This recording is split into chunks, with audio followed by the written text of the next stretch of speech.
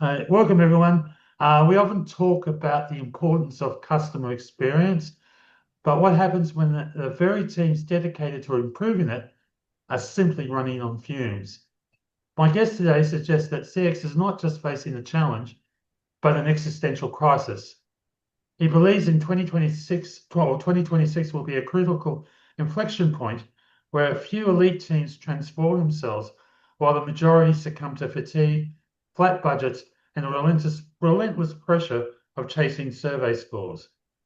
We're diving deep into the future of CX, discussing why metric obsession is a death spiral and how the rush to use autonomous AI for research will lead to major scandals, and why most CX journey maps are about to be thrown out the window. Joining me today to talk about this is Ricardo Pasto, Principal Analyst on the Customer Experience team at Forrester. Welcome, Ricardo, and thank you for your time today. Oh, thank you. Thank you, Mark. Thank you for having me and great to be here. Right. So we're here to discuss Ricardo's most recent report. Few CX teams will rebuild while most succumb to fatigue. In this report, as well as making a number of predictions, you assert that 2026 will be a critical inflection point for the customer experience profession. Basically, why is that? Why is 26 more important than, let's say, 23, 24, or 25? Sure. Those are great questions. I would start though, if you don't mind, prediction. How do we come up with that? Do we have a crystal ball, or maybe just we drink a few beers, a dartboard, or maybe maybe a friendly wager, whatever. Of course not. Maybe just a little bit beer. But here is what really happens. It's a very collaborative and thought-provoking process at Forrester. I quite enjoy it every year. So we start with data. So we collect every year, thousands of, survey responses and benchmarks, both from sort of the customer side, so customer surveys, for example, on our, a brand and customer experience index, but also on the business side. So we ask, decision makers in different organizations, about their business priorities, their goals, their budgets, the competencies that they have and the skills that they want to foster and stuff like that. Then, of course, we talk with clients and tech vendors to understand, what actually happens on the ground. And of course, we try to connect the dots, right? Looking for patterns and what we call grit. So Forrester grit is a big deal. So fundamentally, at least to me, what it means is to find interesting friction points where sort of your expectation or the expectation of other leaders really collides with the reality, because that's exactly where you would find disruption or where disruption starts, right? And then of course we collaborate, as I said before. We have a global team. I'm based out of Sydney, Australia, as you know, but the rest of the CX team at Forrester is spread out different locations, Europe, the UK, of course, the US, given that we are headquartered in Boston, in the US. But also different disciplines. I do love to find the intersection points between CX and say technology, and other disciplines. So again, not dartboards, but just data facts, debates, healthy dose of skepticism. Now, I thought it was important to sort of give a context that we just don't wake up one day and come up with some stuff, random stuff. And in fact, we like also to come back to previous year's predictions and see how we fared. Anyway, to your question, why this is an inflection point. Next year will be an inflection point, 2026. I do like to use astrophysics a lot as metaphors. I do love, I'm not a scientist in that space, but I do love astrophysics. And so gravity, I would say, is winning. Although a real astrophysicist would tell you that dark energy is winning, pushing everything away. But maybe a discussion for another time, Mark. So let me explain a little bit of what I mean here, right? So over the past few years, overall CX quality has either stalled or declined in many industry verticals and regions, across the globe. And business leaders, our bosses, business leaders are demanding proof of impact, not just promises that CX is going to make good for our firms. So this is one thing, declining CX quality. At the same time, of course, technology and more specifically, AI adoption. I feel we are still in this, honeymoon phase.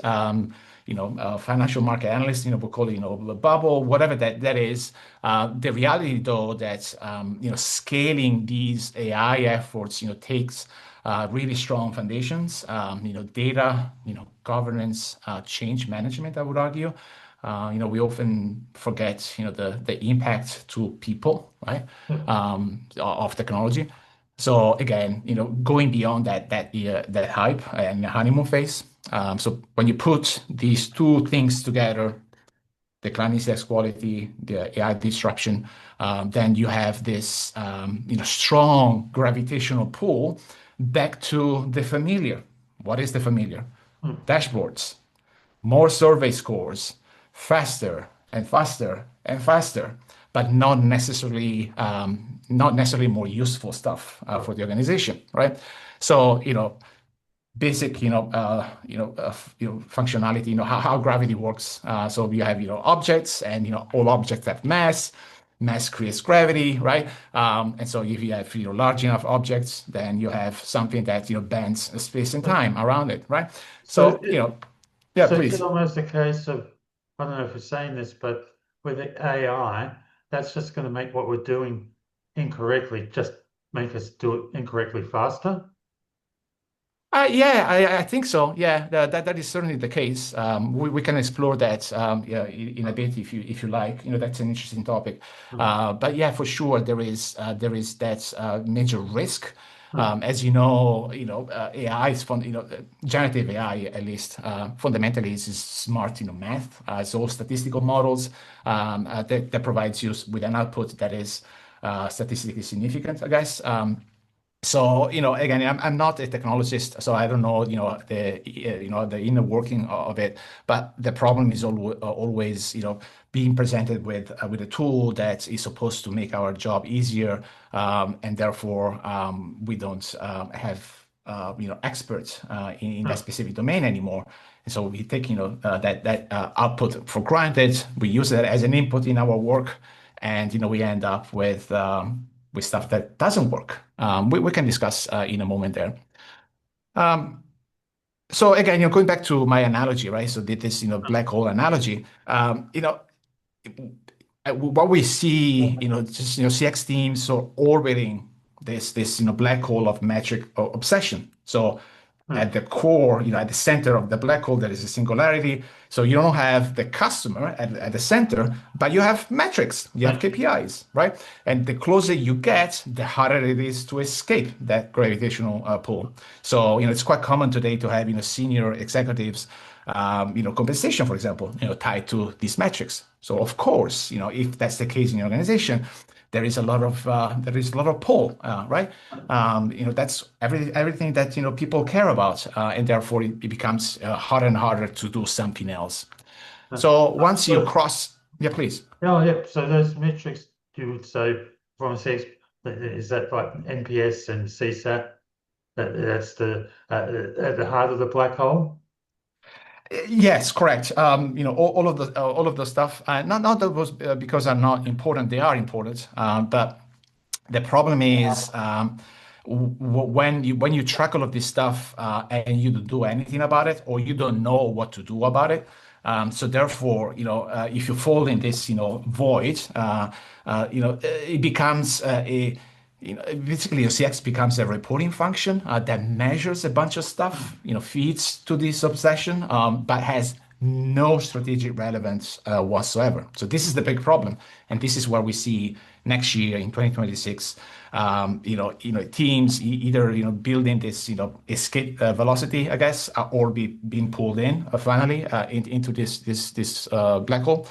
Again, just to be clear, we are not at Forrester. We are not anti-measurements. as I said, yeah, measuring stuff is important. We have a ton of frameworks around measurement. One of my colleagues, Maxi Smith, out of Switzerland, she, single-handedly created a lot of our measurement frameworks, and they're great. But we are anti-measurements without meaning, if you let me, come up with that expression there. Yeah. Yeah.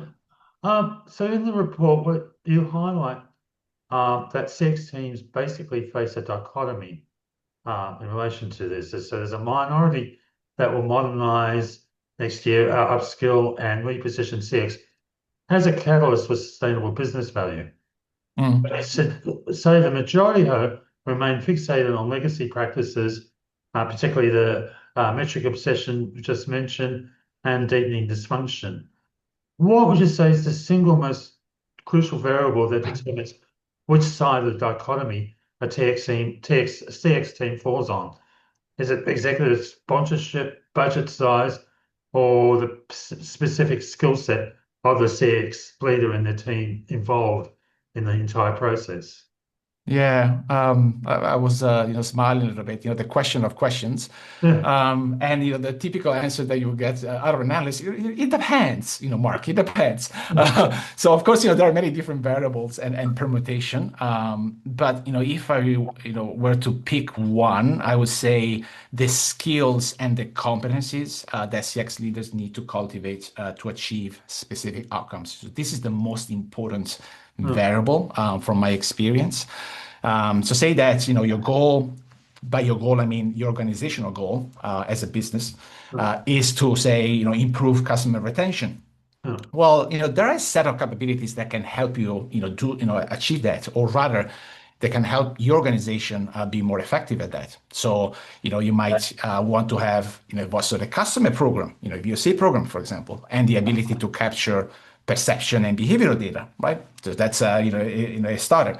But I would argue that more importantly, you would need, if that's your goal, to improve retention, mm. you want to, have customer complaint management capabilities, complaint resolution capabilities, closed loop capabilities, because you want to retain customers, you want to understand, who is having a bad experience, and what do we need to fix that, right? So that would be the minimum set of capabilities. Just to give you a practical example here, what I mean by capabilities tied to a specific business goal, Yeah. and we have, yeah, please, you were saying.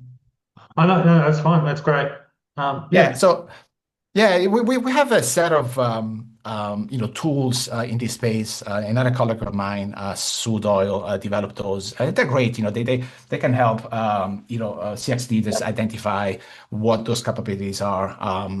Both minimal viable capabilities and sort of nice to have capabilities. Yeah. And of course, the ultimate goal might vary. But depending on those goals, try to understand what capabilities you need to have in place is the good place to start. Yeah. Budget and executive sponsorship, of course, do matter as you were asking before.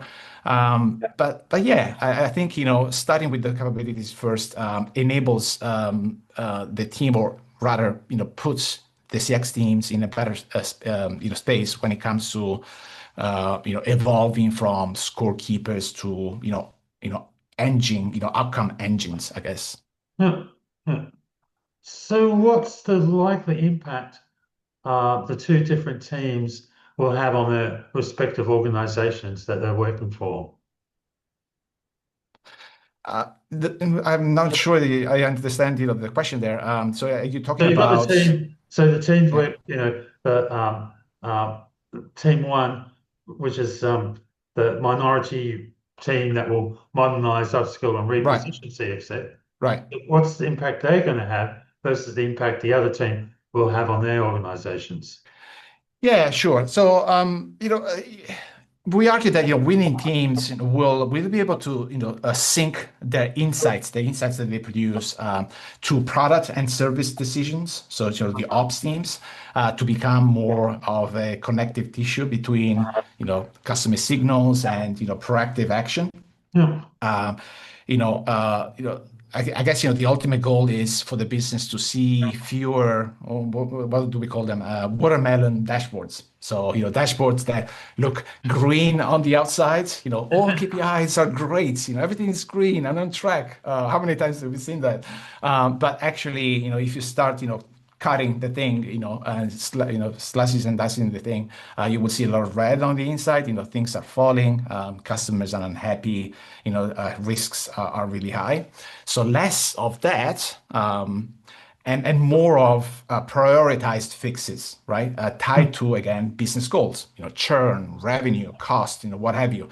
If you are a government or public sector organization, that might mean compliance, increased compliance, or reach, service reach, or adoption, or public trust, whatever that high level goal is. So more broadly, I guess regardless of the actual business goal, I think three things I would recommend. You will want to expand measurement beyond just surveys to include interaction, behavioral, and outcome data. You will want, so that's one. Number two, you will want to build advanced analytics. And by advanced analytics, I mean diagnostics. So yeah, this is what is happening. Prescriptive. So this is what we should be doing. And predictive models. Predictive is, okay, if we do that, this is the impact that we are likely to have, right? So diagnostic, descriptive, and predictive, we call them advanced analytics models to identify how experiences affect behavior, customer behaviors. So that's two. And number three, develop AI fluency. So, we all know, typically, CX leaders are not the ultimate decision makers when it comes to technology, including AI, at least, enterprise-wide. But at the very minimum, I would say being able to, feed, CX data, that the CX data flows, flowing into, AI models and operational processes that are being developed in your organization that shape, real customer interactions. So those three things at the very minimum. So again, not simple, obviously, easier said than done. And therefore, we predict that 15% of teams next year will keep chasing scores, right? Score swings that they cannot explain for the reason that we just went through. And therefore, the ultimate, negative, impact is burnout crises, right? So people just, burn out. There are, loss of credibility of the CX function. Funding goes away to some other part of the organization. We've seen it, at least I've seen it with some organizations here in Australia. The CX function, being absorbed by other part of the business. So yeah, I think, we, of course, we want to avoid that. We want to avoid that, death spiral, right? That is really fundamentally, we argue, linked to this metric obsession, really. That's at the core of it. Oh, oh, okay. The report also predicts two major scandals from firms acting on AI-led customer research. Can you describe the nature of what these scandals that will appear? Are they? Yeah. Yeah. Yeah, sure. I'm not an expert in this, but again, we collaborate with who is an expert. So I would say out of my colleagues, Sanam Beakley, she's the one looking at this issue more closely. But if I were to summarize, three different flavors of this issue. So number one, I guess you need to come up with a slogan, synthetic people, real harm, sort of, so, CX teams and, other teams across the organization, acting on insights from synthetic audiences or fully, AI moderated interviews that miss certain things like accessibility or cultural context. Oh, and by the way, what do we mean by synthetic, audiences? So fundamentally, again, maybe I'm butchering this a little bit. Hopefully, Sanam wouldn't mind. But they're fundamentally, AI-generated personas or segments that represent, target customers. And so, they're built with, large, data sets. You have a little bit of everything there, behavior, demographics, psychographics, and that sort of stuff, combined, of course, with, machine learning models and what have you. And, the goal is to simulate, how real people, how real customers may respond to certain messages, to, I don't know, new product launches or, product changes, different scenarios. What happens if there is a breakdown in the supply chain? What if there is a pandemic? That sort of stuff. And okay, so it sounds great, and potentially that can be really really useful. But of course, there is always a risk. The risk is ending up producing biased insights or tone deaf initiatives that may trigger public backlash, consumer backlash. And yeah, I guess the accuracy really depend of these models. It really depends on the underlying data again that you have. Rubbish data in, rubbish data out, of course. Um, and so, but I think even the best models may miss certain things like subtle cultural signals, humor, irony, stuff that we take it for granted in our own words as people. But Hmm. these models are not super precise yet. So yeah, something to think about there.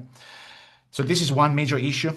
Hmm. The second issue is related to compliance and consent gaps, I would argue, especially in places like the EU or like Australia, right? So places where either there is already strong regulation or where new regulation will come in. Basically, fundamentally, the risk here is poor data governance. Basically having personal identifiable information feeding into these outputs. So of course that would breach laws and public trust. So this is the second big issue. The third and last issue, I would say, again, the overconfidence errors, right? Going back to that, human aspect within our organization, saying, "Oh, okay, now we have these amazing tools. I don't need a researcher. I don't need an expert in this domain because I can just type in and the system will provide me the answer." Hmm. No, you always need to have an expert who can spot hallucinations, right? The confident hallucinations, as people call them, right? Yeah, we want to make sure to have those skilled researchers and triangulate the insights generated by these tools, AI tools, with old school stuff, Hmm. qualitative interviews, usability tests, participatory design, and stuff like that. Yeah. Okay, great. Okay, so I suppose this is the last major thing I'd like to cover off. Um, Journey mapping is the heart of most CX programs Ugh. and initiatives, Ah, but you yeah. believe two-thirds of teams will abandon journey mapping next year because most stakeholders are dismissive. Um, and then you suggest that the shift needs to go towards more journey management to actually solve business problems. Um, Yeah. so yeah, please elaborate on um, particularly around the stakeholders or what and how they're failing the whole journey mapping exercise. Yeah, listen, I do love, journey mapping. I've done a ton of journey mapping over the years. But the reality is that journey mapping has earned a self-inflicted stigma because I guess, too many efforts stop at the sort of at the poster, at the visual map. Um, I suppose it'd and be an issue too. Like I could be in the call center with a journey map for the customer coming to the call center, but that might not have any impact on what marketing does or any other part of the organization does.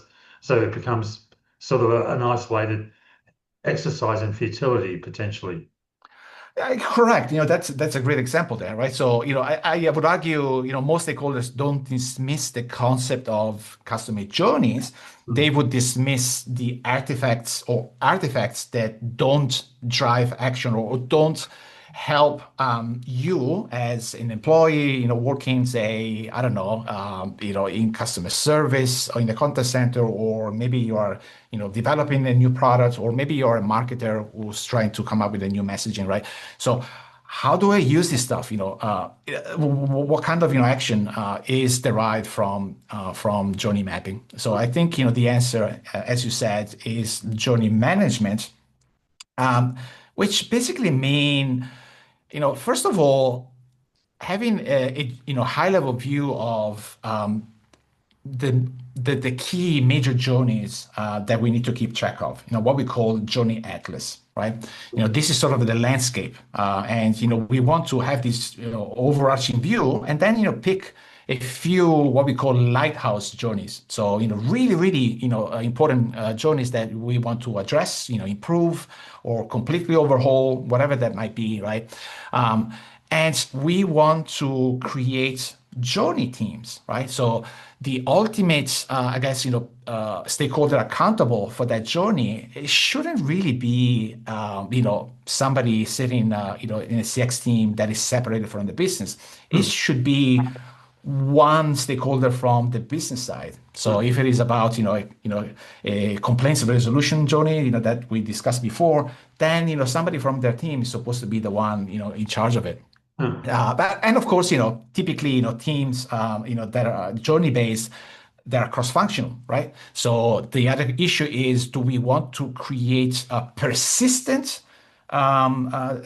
journey teams that sort of, reshape our own organization, sort of the architecture, the org, or do we want to come up with ad hoc teams for a certain project, specific time, and then they get dismantled, and then new journeys are created. mm, And sometimes it's a combination of the two, right? But fundamentally, I would say the common denominator really is to have a central, break fix budget or breakthrough budget, so mm. that the different stakeholders within this journey team are able to use and leverage those resources and the budget that goes with it to make the necessary improvements. Again, it's the action bit. So don't stop at the insights, but then action. And in fact, I would say, I always advise my clients to even use those journeys for measurement purposes. So, before we talked about, extensively about measurement. So one of the ways to make measurements more actionable is to layer over measurements over a customer journey, right? So you can uncover the type of operational data, perception data, behavioral data, outcome data that you need, and makes your life to stitch them together easier, right? Because the journey has a start and an end, so it becomes easier to identify those data sources. Yeah. Yeah. Oh, that's great. Thank you. Yeah, that's was sort of starting to run out of time. If you'd just like to, yeah, if there's any other predictions or anything else you want to say about the report. I mean, maybe a couple of quick ones. So one prediction that we have, so one third of firms, so 1 in 3 firms, will harm the total experience score. We have a measurement tool that we call total experience. So they will harm the total experience with frustrating AI self-service. Hmm. So again, it goes hand in hand with the risks of AI applied internally for research purposes, as we discussed before. But yeah, fundamentally, how do we, make sure that we don't fall into that trap?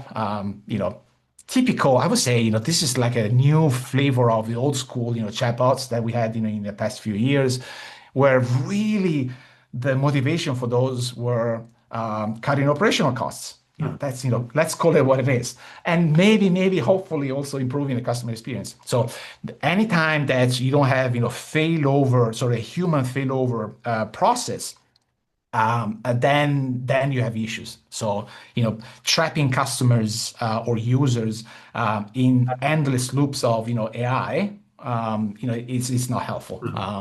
You need to make sure that, if they can, reach out to a human customer service rep. Hmm. So this is one. The second one that I want to call out is sort of a bonus, a bonus prediction that we don't have in the report. So it's a sixth That's a prediction. time. You only get it on this interview. Yeah. So 3 in 10 organizations will finally retire generic website feedback. The feedback that you see, in tabs or pop-up messages. Oh, please, give us a rating, a 5 star or whatever. So why that is? Well, fundamentally because generative AI tools are disrupting the way that customers, users interact with the internet, right? So fewer landing on website pages and more information, more products through generative AI tools, right? So that's an issue if your program is heavily reliant on website feedback. That's a big issue. You will see, of course, further drops in respondents rates. Hmm. So yeah, I think there's of course there's still a place in the next few years for that sort of stuff. But I would say perhaps more targeted to specific hypothesis testing measurement initiatives. So you want to test specific things about the website, for example, but you want to complement that again with behavioral analytics. Contact center will play even bigger role in this space. Mining conversation stuff, sentiment analysis, and whatnot. So yeah. Oh, okay, great. Yeah, thanks for your time today. Yeah, and have a good rest of your week. Thank you, Mark. Been a pleasure. And yeah, be mindful of that black hole. Thanks.